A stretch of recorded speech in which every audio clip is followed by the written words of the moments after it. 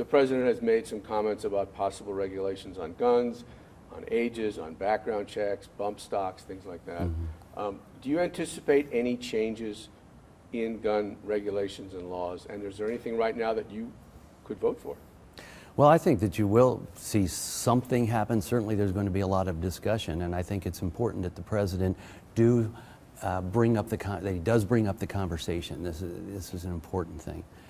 You know, I think our goal should be is how do we keep tools of violence out of the hands of people that should not have them? And then with that, what can we do to make them less of a person that we are concerned about? And I think that's probably where the president is headed, in that direction. And I think there's going to be a lot of discussion about a lot of possibilities, and that's how the system is supposed to work. You know, when it comes to actual legislation, you're talking about me sitting in a body of, I'm one of 435, and then there's 100 on the Senate side, and then there's the president himself. And so the process is usually not fast. And whenever there's an incident of any type, you know, there's a reaction, and in our office we're hearing from all sides with all types of suggestions, and we're taking everything into consideration to listen to. But as I said, we don't want things to just be a placebo. I want things to be effective, and that's why I'm working with another doctor to take this healthcare approach. What can we do where things actually make a difference? And there are so many components of all of this, because you're talking about mental health, you're talking about hardening facilities, you're talking about constitutional rights, you're talking about a variety of things that come into play. But we want to study homicide, what drives people to homicide, from everything from domestic violence to gang violence to suicide. And again, what is different from the 1950s, when kids would bring a rifle to school and put it in their locker and have target practice afterwards? So there are a lot of things. You know, some say, well, teachers shouldn't have guns. Some teachers have said, I want to have a gun. I go to rural areas where I represent, and they've said long before this shooting, they said, you know, I'm a teacher here. I grew up here. I grew up on a farmland. I grew up knowing how to be responsible with a gun, and guess what? My kids go to this school. I want to be able to protect them. And then other people take the point, they just don't want him anywhere around. I get that, but I can tell you, in June of last year, if not for a gun, if not for another gun being present with the Capitol Police, we might have had 20 or 25 people killed. We were very fortunate that day. And it was interesting too, the day before, the groundskeeper had decided to lock the third base gate. We do everything on the first base side. Capitol Police were on the first base side. That first shot he fired at Trent Kelly missed because it hit a link in the fence, because he was locked out on that side. In essence, that side was hardened. So do you see how multifaceted this debate needs to be, and can be, and should be? And I hope that we can take a reasonable approach in something that's extremely passionate for everyone. Explain the program that you're working on the Stop the Bleed. So Stop the Bleed is a program being driven by the American College of Surgeons. And use of a tourniquet is something that I'm very familiar with from serving in combat for a year. It saves lives. It stops bleeding in extremities. It is what they have accredited Steve Scalise success and able to recover and get to the hospital in time. They credit that with the tourniquet that we put in place that day. This program, and again, I'm working with a doctor from across the aisle to promote this, where we may have tourniquets everywhere we have an AED, or people know how to use a tourniquet. When I first got to Steve Scalise, I used a belt until we could get the actual tourniquet, which functions a little bit better. But nonetheless, you can do this. People can do this. And so we want to give more of the average person on the street an opportunity to save lives, and get the training out there to operate something that's simple but can save lives. And I think that's a component of what the reality is, and whether it's actually an act of violence or trauma from some other reason. This is going to sound crazy, but I remember learning to do a tourniquet. I was in Scouts or in school, but we're talking about maybe I was 8 years old, right, or 10 or whatever, and I don't think I could do it right now, even though it probably takes 30 seconds. So it is interesting that maybe it was common knowledge once and it isn't now, I don't know, but how would it work? How would you get people to be trained in it? Would it be in school? Sure. Would it be a Red Cross program? How would it work? Yeah, Red Cross program is certainly one way. The same way that we do CPR and the training on AEDs and basic life support skills that people are taught. Scouts, like you just said, what a wonderful way to teach that early. And it's amazing what a young mind is capable of doing in situations, right? Just like the 5-year-old that calls 911 sometimes. So we can get that training out there, and I think that's the push and one of the ways that we need to go as far as saving innocent lives. You have a unique perspective on both medicine and combat and war, having that mixture in your life and in your background. Do individual non-military, non-police citizens, do they really need to have what is more or less a weapon of war? You know, call the brand name, call it what you want, semi-automatic, AR-15, I know it's just a type, but is that something that the average citizen really needs to have for hunting or sport or self-protection? Yeah, and I don't know if the average citizen does, but let's keep in mind why the Second Amendment was put in place. Our founders wanted to make sure that people could defend themselves because we were creating a government that was of the people, which was unique. It was an experiment, right? Well, it's proved to be a pretty successful experiment, but the idea was that you can't be overrun by your government necessarily, and you have the right to defend yourself because this is to be your government and not the other way around. That's what makes us unique. And so where that takes us to today is a different situation, and certainly that's going to be an argument that people make. You know, people should be able to defend themselves with what they feel comfortable with, I feel, but this is a much bigger picture. Will that change things if it's outlawed? That's going back to what I'm talking about. Will it just be a placebo, or will it really make a difference in preventing these acts from taking place? And sometimes the placebo makes people feel better for a while, but does it actually have an effect in the long run? And that's why we want to take a healthcare approach to this. We'll switch topics, we could go on for that forever, but were you surprised by the president's position on imposing tariffs, and do you support it?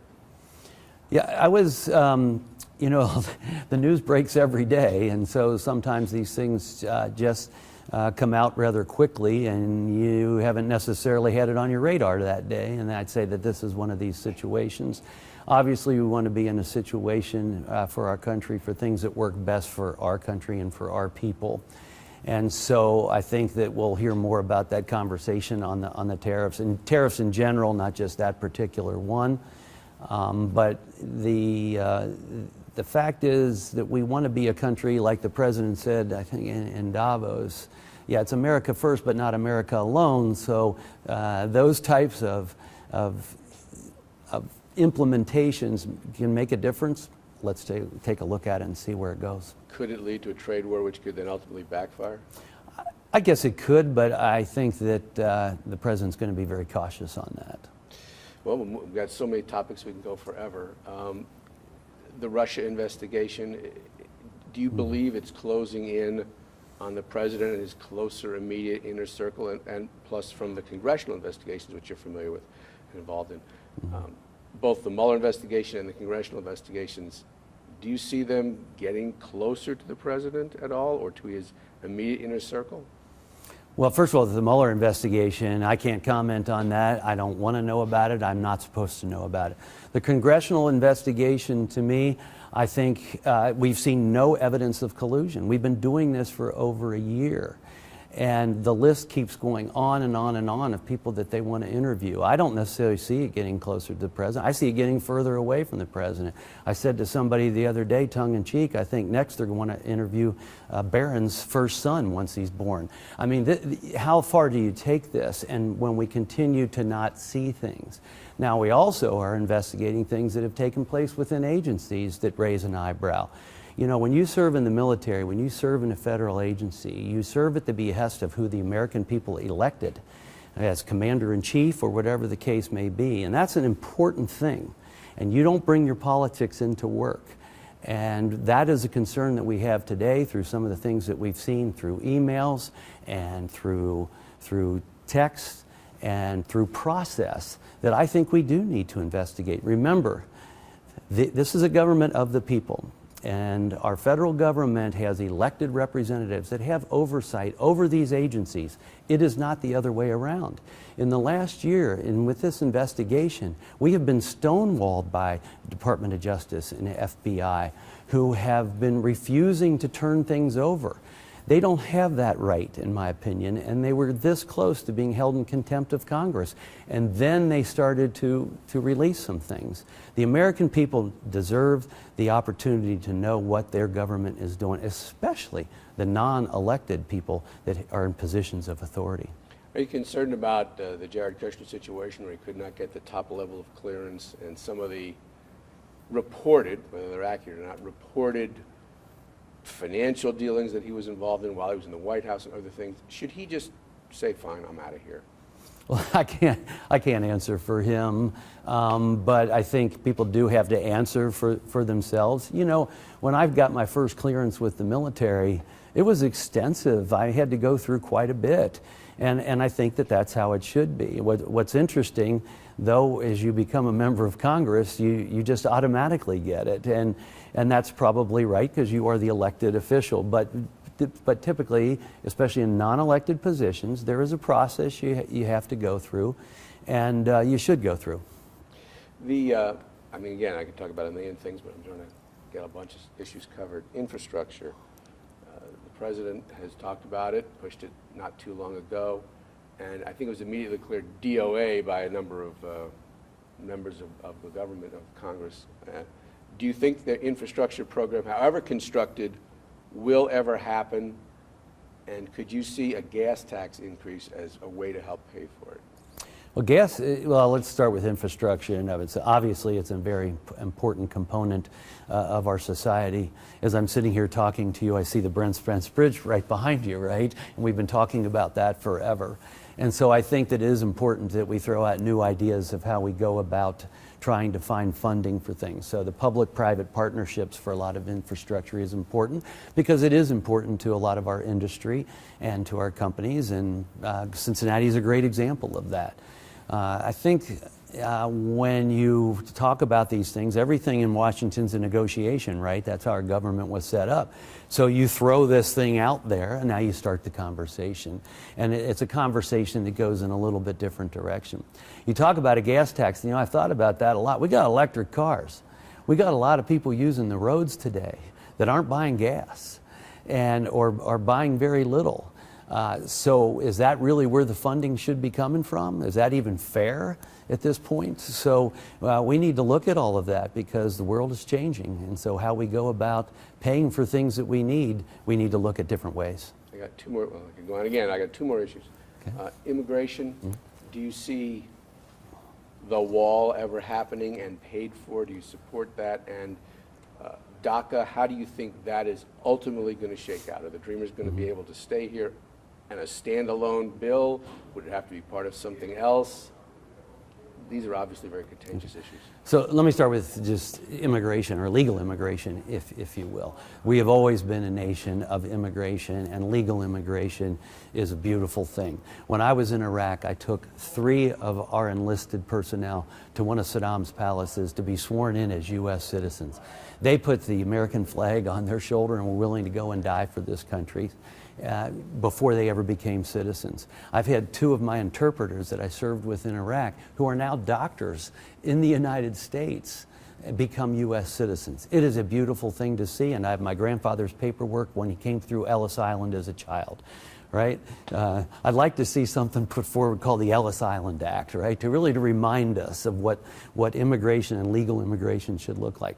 That's the conversation. What do we want our legal immigration system to look like? When it comes to the wall, I'm really for the notion of having a legal immigration system that works because you know who's coming in and out of your country. So whether it's a virtual wall, physical wall, that can vary on geography. I'm open to that. At the same time, we've got a drug epidemic that's coming through our porous borders. We need to worry about the drug trafficking, obviously. We need to worry about epidemics themselves. And you can only manage that. The world is a smaller place. You need to know who's coming in and out of our country. So for national security reasons as well, when we look at the world that's full of terrorism, we've got a lot of reasons to make sure that our border is secure. And it is our constitutional duty to protect to provide for the United States, to provide for the defense of the United States.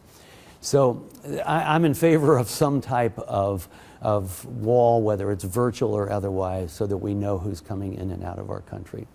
Funny you mention that, because I just found recently my grandfather's immigration papers. Did you? From like the late 1800s. It's really cool, and they're in really good shape too. So obviously my family preserved them. So I could ask myself a question about that. Yeah. Let me ask you one last thing, and if you want to add anything else after that, that's great. But And we can talk about DACA too. Oh, I forgot about that. Yeah. You're right. So I was going to go cut to the next myself part. off. Yeah. Yes, you're right. I don't want to drop that. Please continue with that. So, that is something that both sides of the aisle will want to deal with. I look at this and, people will say, this is the only country they've ever known, and I get that. And I hope that deep in their hearts, this is the only country they ever want and the country that they love, because those are the type of people we want as Americans. And certainly they should not be held responsible for the actions of their parents. And so it's important that we come up with a fix for this. And it's important that we come up with a pathway that doesn't punish them and allows them to flourish in this country. At the same time, do we want this to continue? So, if you just fix a problem, but then other kids are put in that same position moving forward, have we really solved a problem? So it's a matter of addressing the issue that exists for us today and solving the problem for the future. Can that be done in a standalone way, or is it going to be tied to some other bill where one side will go, well, I can't vote for this, and the other side will go, well, I can't vote for that, so the whole thing goes down the tubes? Well, you've been following Washington long enough to realize that happens from time to time. I would hope that something this serious is a standalone bill. I did not want to see it tied to a budget bill, and I wanted it to be something that is passed on its own merit and not because it was tied to something that has to pass, as we say. So I hope we do it standalone and do it in a wise fashion. You mentioned the Stop the Bleed and the Tourniquet proposal that you're working on with a Democrat. It's nice to see that can happen, but we are in a really hyper-partisan age, it seems. Are you pessimistic about things getting done? We see all this finger-pointing, all this gridlock, all this anger. Is there light at the end of the tunnel, or is it just a long tunnel? Well, when you sit back and you only see and I'll give you the break here, national media. When you only see national media too often, it is just focusing on the screaming and the yelling. I sit on Armed Services Committee. We passed the National Defense Authorization Act out of committee with one dissenting vote this year, 2 last year, and unanimously the year before that. The largest committee. No one even knows that. No one even knows that we sit down and we handle these issues in a mature fashion, because that's not sexy to the public. So a lot of this does take place. I have a lot of very good personal relationships with people on the other side of the aisle where we know where we disagree, and I'll stand up for what I disagree with on them, but we know where we agree and we're willing to sit down and do things. VA committee is the same way in a lot of ways. We've gotten a lot of things done there, but you don't see it. That doesn't make the cameras. It's only when someone did something wrong. Trey Gowdy used this as an example the other night I saw on TV, where he said Joe Kennedy gave the rebuttal to the State of the Union, and all people talked about was his chapstick. Which, by the way, Joe Kennedy told me he got hundreds of tubes of chapstick after that. But do you see where I'm going with this? A lot of times it can take place. But if you are seeking attention, this is a way to get it sometimes, is to go out there and to be bombastic rather than sitting down and solving problems. What I hope is the American people will see that there are people that want to get things done and praise them, and that we maybe quit glorifying some of the bombastic nature that we see a lot of on national TV.